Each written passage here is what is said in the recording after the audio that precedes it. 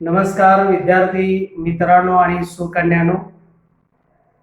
आपण इयत्ता 12वी प्रकरण क्रमांक 4 पुरवठा विश्लेषण सप्लाय ॲनालिसिस हे प्रकरण सविस्तररित्या पाहत आहोत. आणि त्यामध्ये पुरवठ्याची व्याख्या, पुरवठ्याचे प्रकार, पुरवठ्याचा सिद्धांत, पुरवठ्यातील विचलन आणि पुरवठ्यातील बदल हा मागील तासाला आपण त्या प्रमुख असणाऱ्या दोन संकल्पना पाहिल्या. आणि मुलांनो, त्या ज्या दोन संकल्पना आपण ज्या पाहिल्या त्याच्यामध्ये केवळ दोनच वाक्य आपण लक्षात ठेवायचे आहे. त्याच्या आधारावर आपण 4 व्याख्या करू शकतो. म्हणजे पुरवठ्यातील विचलन याची व्याख्या करत असताना याच्यामध्ये इतर परिस्थिती स्थिर असताना किमतीमध्ये बदल झाल्याने पुरवठा जेव्हा कमी अधिक होतो तेव्हा त्याला पुरवठ्यातील विचलन असे म्हणतात. मग या विचलनाच्या प्रकार दोन आहेत: पुरवठ्याचा विस्तार आणि पुरवठ्याचा संकोच. याच्याही व्याख्या याच्या आधारावर आपण करून केलेल्या आहेत आणि त्याचं स्पष्टीकरण केलं. आणि मुलांनो, त्याचबरोबर पुरवठ्यातील बदल, आता पुरवठ्यातील बदल याच्यामध्ये तीच दोन विधानं आपण वापरलेली आहेत.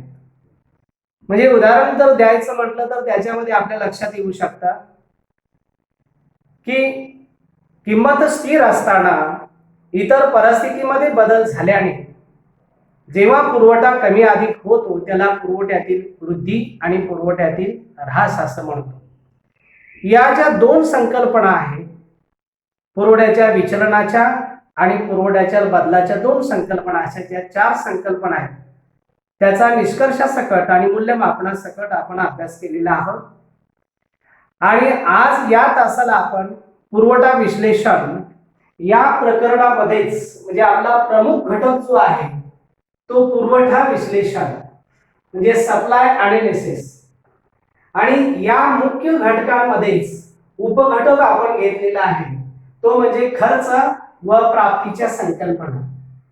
आणि मग मुलांनो, खर्च आणि प्राप्ती यामधील असणाऱ्या ज्या एकूण 6 संकल्पना आहेत, म्हणजे एकूण खर्चाच्या 3 संकल्पना आणि एकूण प्राप्तीच्या 3 संकल्पना, अशा मिळून 6 संकल्पना आपण आज या तासाला अभ्यासणार आहोत. तत्पूर्वी आपल्याला माहित असलं पाहिजे की खर्च म्हणजे काय, प्राप्ती म्हणजे काय. सर्वसामान्यपणे तुम्हा सर्वांनाच रूढ असणारा शब्द किंवा तुम्हाला परिचयाचा असणारा शब्द म्हणजे, उदाहरण सर्वसामान्यपणे आपल्या व्यवहारातलं देता येतं, याच्यामध्ये खर्च म्हणजे घरामध्ये आपल्याला जर आई वडिलांनी जर 100 रुपये दिले आणि ते मार्केटमध्ये जाऊन जर आपण खर्च केले तर त्याचा सर्वसामान्य अर्थ होतो की खर्च. आणि प्राप्ती या शब्दाचा अर्थ असाही होऊ शकतो की जेव्हा तुम्ही एखाद्या उद्योग संस्थेमध्ये किंवा कोणत्याही तर उद्योग व्यवसायामध्ये जर काम करत असाल आणि त्या कामाचा जर तुम्हाला मोबदला मिळत असेल तर त्याला आपण प्राप्ती असं म्हणतो. म्हणजे सर्वसामान्य खर्च आणि प्राप्ती संकल्पना याच्यामध्ये 2 प्रकार मुख्य पडतात. याच्यामध्ये अ खर्च संकल्पना आणि आ प्राप्ती संकल्पना. आता खर्च संकल्पनेमध्ये एकूण खर्च, सरासरी खर्च, सीमांत खर्च यालाच आपण टोटल कॉस्ट असं म्हणू शकतो, ॲव्हरेज कॉस्ट आणि मार्जिनल कॉस्ट. म्हणजे याचा अर्थ लक्षात येतो की खर्च संकल्पनेमध्ये 3 प्रकार पडतात. त्याचबरोबर प्राप्तीची संकल्पना आपण पाहिली तर या प्राप्ती संकल्पनेमध्ये एकूण प्राप्ती, सरासरी प्राप्ती आणि सीमांत प्राप्ती असे 3 प्रकार पडतात. या ज्या खर्चाची 3 प्रकार आणि प्राप्तीची जी एकूण 3 प्रकार पाहणार आहोत याच्यावर तुम्हाला बोर्ड परीक्षेसाठी किंवा कॉलेजच्या परीक्षेमध्ये तुम्हाला प्रश्न विचारले जातात. केवळ 2 मार्काचे सुद्धा प्रश्न तुम्हाला विचारले जातील. म्हणजे एकूण खर्च, एकूण प्राप्ती, सरासरी खर्च, सरासरी प्राप्ती, अशा पद्धतीचा 2 मार्काचा एखादा फरक येऊ शकतो. किंवा एखादा 2 मार्काची एखादी संकल्पना द्या किंवा संज्ञा स्पष्ट करा, मग त्याच्यामध्ये एकूण खर्च, एकूण प्राप्ती याच्यामध्ये व्याख्या द्या किंवा संकल्पना स्पष्ट करा. याच्यावर तुम्हाला 2 मार्काचा एखादा प्रश्न पडू शकतो किंवा एखादा लघुत्तरी प्रश्न तुम्हाला मिळू शकतो. त्याच्यामध्ये खर्चाची संकल्पना स्पष्ट करा किंवा प्राप्तीची संकल्पना स्पष्ट करा. अशा स्वरूपाचा एखादा लघुत्तरी प्रश्न सुद्धा तुम्हाला येण्याचा संभव आहे. तेव्हा मुलांनो, हा जो खर्च आणि प्राप्तीच्या ज्या संकल्पना आहेत त्या आपण आज सर्वसामान्यपणे पाहणार आहोत. त्या मुख्य संकल्पना ज्या आहेत त्याच्यामधील खर्च संकल्पना. आता खर्च संकल्पना समजून देत असताना सर्वसामान्यपणे एखादा उद्योजक किंवा एखादा संयोजक वस्तूचं उत्पादन करत असताना त्या उत्पादन कार्यामध्ये त्याला उत्पादनाचे घटक घ्यावे लागतात. म्हणजे भूमी, श्रम, भांडवल आणि संयोजक हे 4 उत्पादनाचे घटक कोणतीही वस्तू निर्माण करत असताना त्या संयोजकाला घ्यावे लागतात. म्हणून हा जो संयोजक आहे तो संयोजक उत्पादन घटकांना मोबदले देतो. म्हणजे खंड, वेतन, व्याज आणि नफा या स्वरूपामध्ये हा संयोजक जो आहे तो त्या उत्पादन घटकांना मोबदले देतो. म्हणजे याचा अर्थ उत्पादन घटकांना जे दिले जाणारे मोबदले आहेत ते जे मोबदले त्याला आपण एकूण खर्च किंवा त्याला खर्च संकल्पना किंवा खर्च असं म्हणतात. मुलांनो, या खर्च संकल्पनेमध्ये पहिली जी संकल्पना आहे ती एकूण खर्च. याची व्याख्या तुम्हाला माहिती असली पाहिजे. आता एकूण खर्च याच्यामध्ये संयोजकाने वस्तूच्या उत्पादनासाठी, परत एकदा नीट ऐका, संयोजकाने वस्तूच्या उत्पादनासाठी ज्या उत्पादन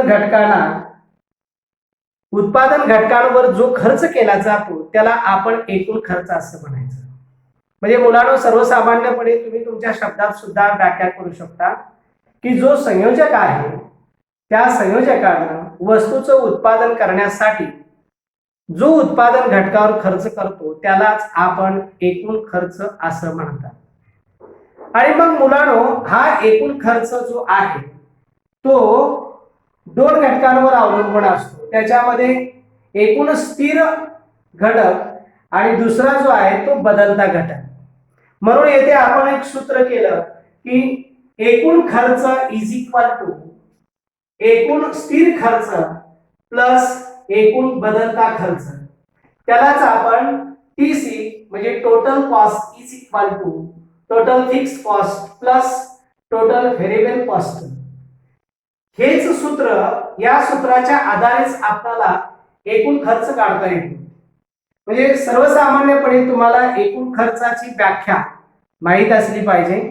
म्हणजे जो संयोजक आहे तो संयोजक जे वस्तूचं उत्पादन करताना उत्पादन घटकांच्यावर जो खर्च करतो त्या एकूण खर्चाला आपण एकूण खर्च असं म्हणावयाचं.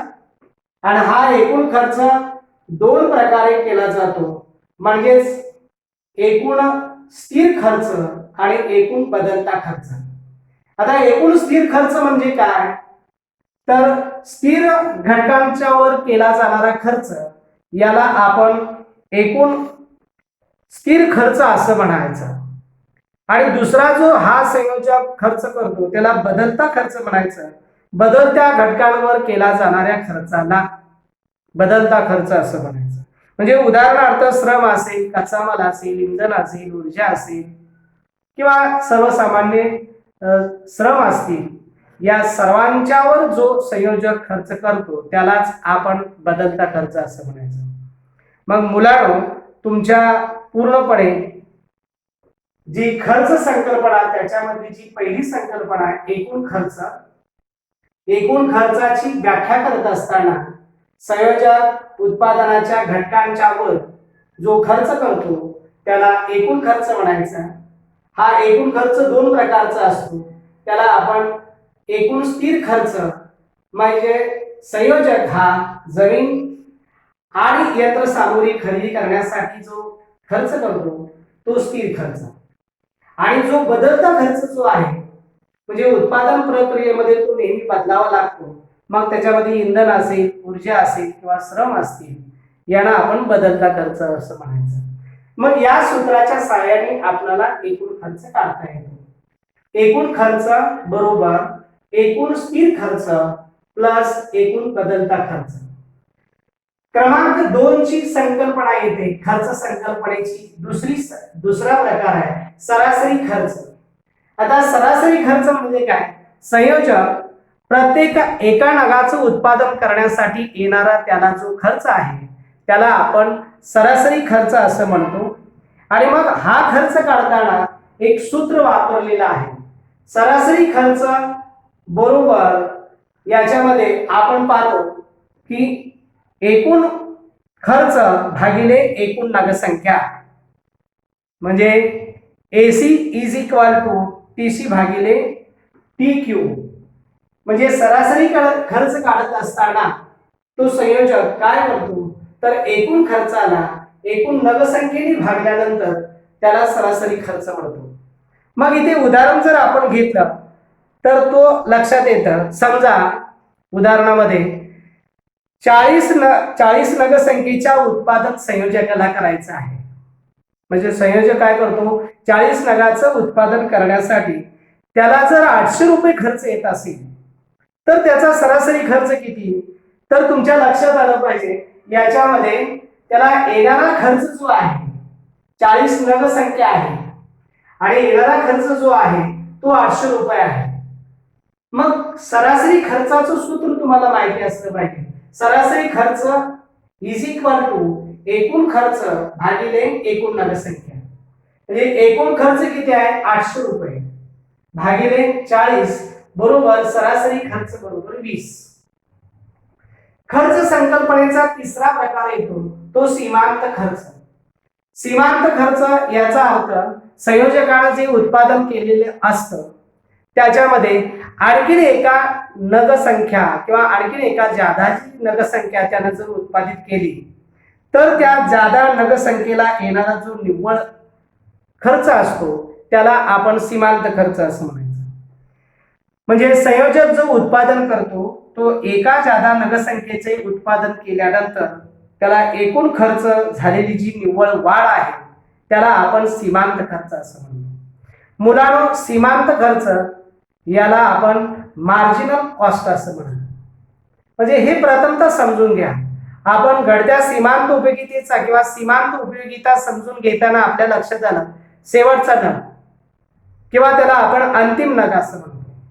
मग संयोजकानं जर याच्यामध्ये जर 4 नग उत्पादन केला असते तर त्या 4 नगाचा येणारा खर्च तो एकूण खर्च. पण त्यानं जर 5 नग जर उत्पादित केले, हा जो 5व्या क्रमांकाचा जो नग आहे किंवा वस्तू आहे त्याला आपण काय म्हणायचं तर सीमांत खर्च. सीमांत खर्च म्हणजे शेवटचा नगसंख्येला येणारा खर्च त्याला सीमांत खर्च. या सीमांत खर्चाचं सूत्र तुम्हाला माहिती असलं पाहिजे.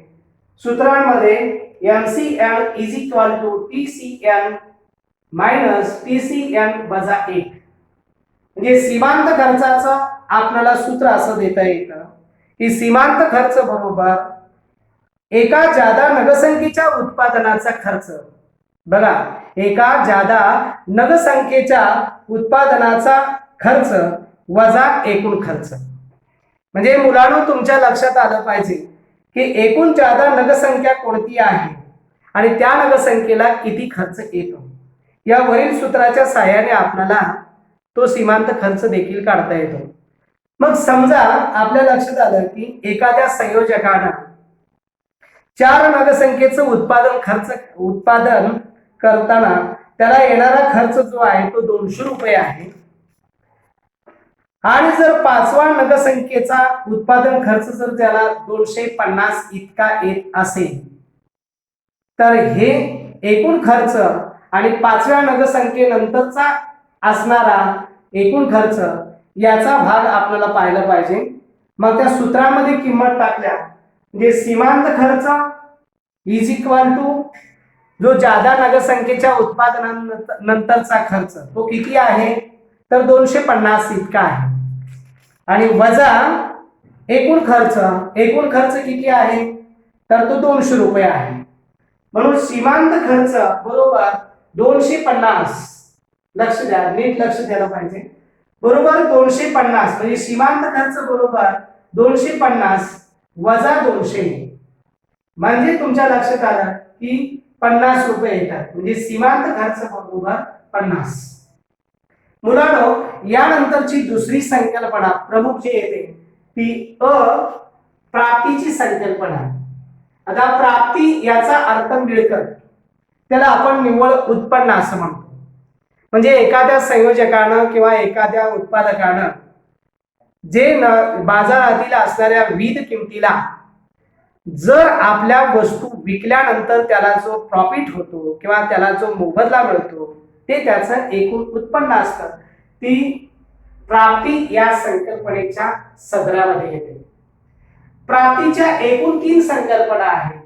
त्याच्यामध्ये एक एकूण प्राप्ती, क्रमांक 2 सरासरी प्राप्ती, क्रमांक 3 सीमांत प्राप्ती.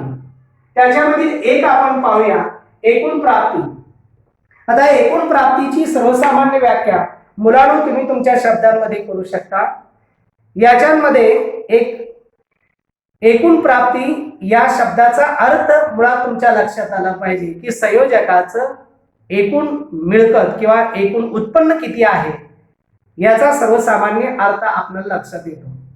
म्हणजे याचा अर्थ वस्तूच्या विक्रीनंतर, म्हणजे संयोजक ज्या विविध प्रकारच्या वस्तू निर्माण करतो उद्योगधंद्यांमध्ये किंवा आपल्या व्यवसायांमध्ये, त्या वस्तूच्या विक्रीनंतर उद्योग संस्थेला किंवा त्या संयोजकाला मिळणारी जी प्राप्ती असते त्याला आपण एकूण प्राप्ती असं म्हणायचं.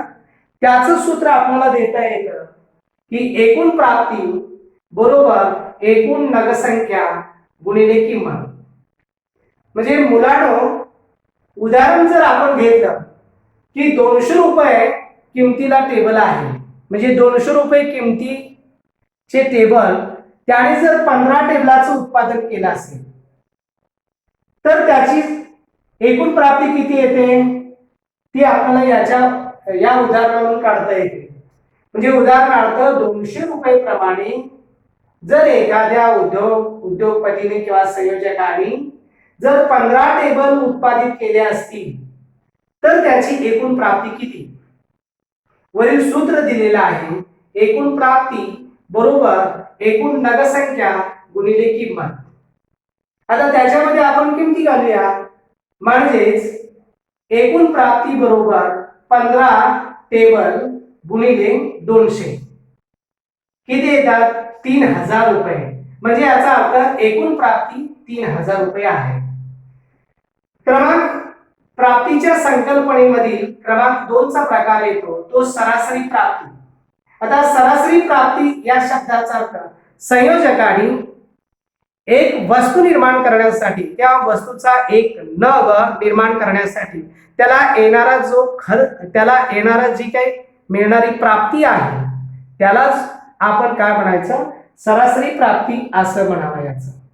म्हणजे याचा अर्थ प्रत्येक नगसंख्येच्या विक्रीनंतर, थोडक्यात अर्थशास्त्रीय भाषेमध्ये आपल्याला असं म्हणता येतं की प्रत्येक नगसंख्येच्या विक्रीनंतर त्या संयोजकाला किंवा उत्पादकाला मिळणारी जी रक्कम आहे त्यालाच आपण सरासरी प्राप्ती असं म्हणतो.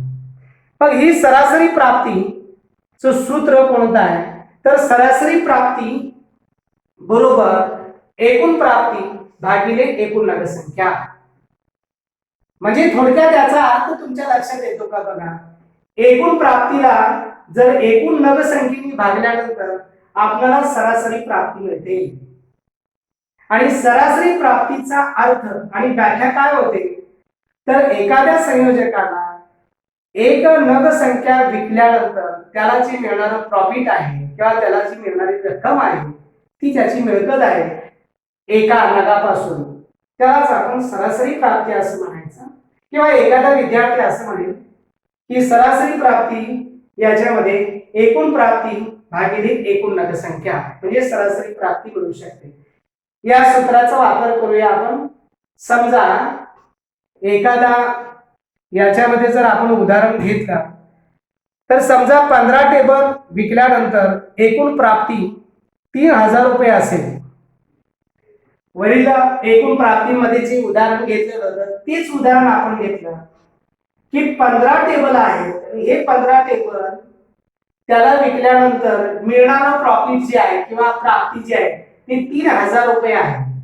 तर त्याची सरासरी प्राप्ती किती, म्हणजे एका टेबलाचं मूल्य किती येतं, तर आपण त्याच्यामध्ये किमती करूया. 3000 भागिले 15 म्हणजे 200 रुपये येते. म्हणजे सरासरी प्राप्ती बरोबर 200. मुलांनो, प्राप्तीच्या संकल्पनेमधील प्रमुख तिसरा जो घटक आहे किंवा प्रकार जो आहे तो सीमांत प्राप्ती. आता सीमांत या शब्दाचा अर्थ तुम्हाला याच तासांमध्ये समजून दिलेला आहे. सीमांत म्हणजे अंतिम नग किंवा अंतिम वस्तू म्हणून ते अंतिम नग जो आहे त्या नगांच्या पासून मिळणारी जी मिळकत आहे त्या उत्पन्न आहे त्याला आपण सीमांत प्राप्ती असं म्हणायचं. म्हणजे संयोजक एक ज्यादा नग संख्येच्या विक्रीनंतर, आता संयोजक जो आहे तो एक ज्यादा नग संख्येच्या विक्रीनंतर एकूण प्राप्ती झालेली जी निव्वळ वाढ आहे त्याला आपण सीमांत प्राप्ती असं म्हणायचं. म्हणजे त्याचं सूत्र असं केलेलं आहे की सीमांत प्राप्ती बरोबर अधिक एक नग संख्येचं उत्पादन विक्रीनंतरची प्राप्ती. परत एकदा ऐका, सीमांत प्राप्ती बरोबर अधिक एक नग संख्या विक्रीनंतरची प्राप्ती वजा एकूण प्राप्ती. म्हणजे याचा अर्थ तुमच्या लक्षात आला पाहिजे की अधिक जादा जो नग संख्या आहे ती नग संख्या उत्पादित केल्यानंतर एकूण प्राप्तीमध्ये जी निव्वळ वाढ होते त्याला आपण सीमांत प्राप्ती असं म्हणतो. आणि या सीमांत प्राप्तीमधून जर एकूण प्राप्ती जर आपण वजा केली तर मिळणारी सीमांत प्राप्ती आपल्याला मिळू शकते. उदाहरण जर घ्यायचं म्हटलं तर समजा 20 टेबलाच्या विक्रीनंतर, एक उदाहरण अर्थशास्त्रांमधलं सर्वसामान्य आपण घेऊया. 20 टेबल आहे आणि या 20 टेबलाच्या विक्रीनंतर जर प्राप्ती 4000 असेल आणि त्या संयोजकानं 21 टेबलाच्या विक्रीनंतर त्याची प्राप्ती जर 4200 एवढी असेल तर सीमांत प्राप्ती किती. मुलांनो, उदाहरण परत थेट एकदा ऐका. कारण 20 टेबल आहे, या 20 टेबलाची विक्री केल्यानंतर या संयोजकाला 4000 मिळतात आणि 21वा टेबल जो निव्वळ जादा उत्पादन केलेला आहे 21वा नग, म्हणजे 21 टेबलाची जर विक्री केल्यानंतर त्याच्या उत्पन्नामध्ये वाढ होते 4200. मग सीमांत प्राप्ती किती आहे, तर सूत्रामध्ये सूत्र परत एकदा ऐका. सीमांत प्राप्ती बरोबर अधिक एक नग संख्येच्या विक्रीनंतरची प्राप्ती वजा एकूण प्राप्ती. आता त्या उदाहरणामध्ये आपण किंमत काढूया. सीमांत प्राप्ती बरोबर आता अधिक एक नग संख्येच्या विक्रीची प्राप्ती किती आहे 4200 आणि एकूण प्राप्ती किती आहे वजा 4000. म्हणजे सीमांत प्राप्ती किती 200 रुपये. म्हणजे 40 जे टेबल आहे त्याच्यामध्ये सीमांत प्राप्ती जर आपण काढली तर 200 रुपये इतकी येते. मुलांनो, या असणाऱ्या ज्या दोन संकल्पना आहेत पुरवठ्याच्या, या पुरवठ्याच्या संकल्पनेचा जर अर्थ तुम्ही जर व्यवस्थितपणे अभ्यासला तर मुलांनो याच्यामध्ये गफलत होण्याची गरज नाही. आज आपण जो पाहिला तो मुख्य घटक होता पुरवठा विश्लेषण, सप्लाय अनालिसिस. उपघटक आहे खर्च व प्राप्तीच्या संकल्पना. त्याच्यामध्ये खर्चाच्या संकल्पना 3 आहेत. त्याच्यामध्ये साम्य दिसून येतं एकूण, सरासरी, सीमांत. त्याच्यामध्ये खर्च हा शब्द फक्त लावायचा आहे. एकूण खर्च, सरासरी खर्च, सीमांत खर्च. आणि बरोबर उलट दिशेला आपण पाहिलं प्राप्तीच्या संकल्पना सुद्धा 3 आहेत. त्याच्यामध्ये सुद्धा 3 शब्द येतात, एकूण, सरासरी आणि सीमांत. म्हणजे एकूण प्राप्ती, सरासरी प्राप्ती, सीमांत प्राप्ती. याच्यामध्ये खर्चामध्ये उत्पादन घटकांना द्यावे लागणारे मोबदले. आणि इथं मात्र जर त्या संयोजकानं ज्या वस्तू उत्पादित केल्या त्या विकल्यानंतर त्याला जे विक्री मूल्य मिळतं, जे निव्वळ उत्पन्न असतं, त्या प्राप्तीमध्ये समावेश करतो. आज आपण या ज्या खर्चाच्या संकल्पना आणि प्राप्तीच्या ज्या संकल्पना पाहिल्या, याच्यावर तुम्हाला परत एकदा नीट ऐका की तुम्हाला फरक 2 मार्काचा विचारला जातो किंवा याच्यावर एखादी संकल्पना विचारली जाते, म्हणजे सरासरी प्राप्तीची संकल्पना, सरासरी खर्चाची संकल्पना किंवा सीमांत खर्च, सीमांत प्राप्ती, अशा काही संकल्पना आहेत या विचारल्या जातात. किंवा एखादा लघुत्तरी प्रश्न विचारण्यासारखा आहे, खर्चाच्या संकल्पना स्पष्ट करा, किंवा अशा प्रकारचा लघुत्तरी प्रश्न विचारला जाईल, प्राप्तीची संकल्पना सांगा, असे विचारलं जाईल. किंवा याच्यामध्ये कोणताही या ज्या 6 संकल्पना आहेत याच्यावर तुम्हाला एखादं परीक्षेला उदाहरण दिलं जाईल आणि विचारलं जाईल की सीमांत प्राप्ती किती आहे किंवा सीमांत खर्च किती येतो. या पद्धतीचं या सत्राची काही उदाहरणं येतात.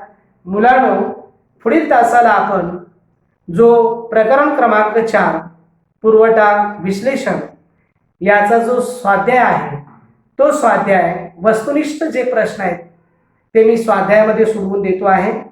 याच्यावरचे लघुत्तरी प्रश्न आणि या प्रकरणावरचे येणारे जे दीर्घोत्तरी प्रश्न आहेत याचा मात्र तुम्ही तुमच्या नोट्स वहीमध्ये ज्या काही मी नोट्स पाठवलेल्या आहेत ऑनलाईन पद्धतीमुळे त्या व्यवस्थित पद्धतीनं आपल्या नोट्समध्ये लिहा आणि याच्यावर एक दीर्घोत्तरी प्रश्न आपण करून ठेवा की पुरवठ्याचा सिद्धांत सांगा. आणि मग लघुत्तरी प्रश्न, त्याच्यामध्ये साठा आणि पुरवठा फरक आहे, हे सर्व जे प्रकरण आहे ते व्यवस्थित पद्धतीनं अभ्यासा. आणि यानंतरच्या तासाला, पुढील तासाला संपूर्ण या प्रकरणावरचा एक स्वाध्याय दिला जाईल. तो स्वाध्याय व्यवस्थितपणे सोडवा आणि त्यानंतर येणारा जो तास आहे त्याला आपण प्रकरण क्रमांक 5 हे जे प्रकरण आहे म्हणजे बाजाराचे प्रकार, ते प्रकार जे आहेत ते पुढील तासाला आपण पाहणार आहे. तोपर्यंत धन्यवाद.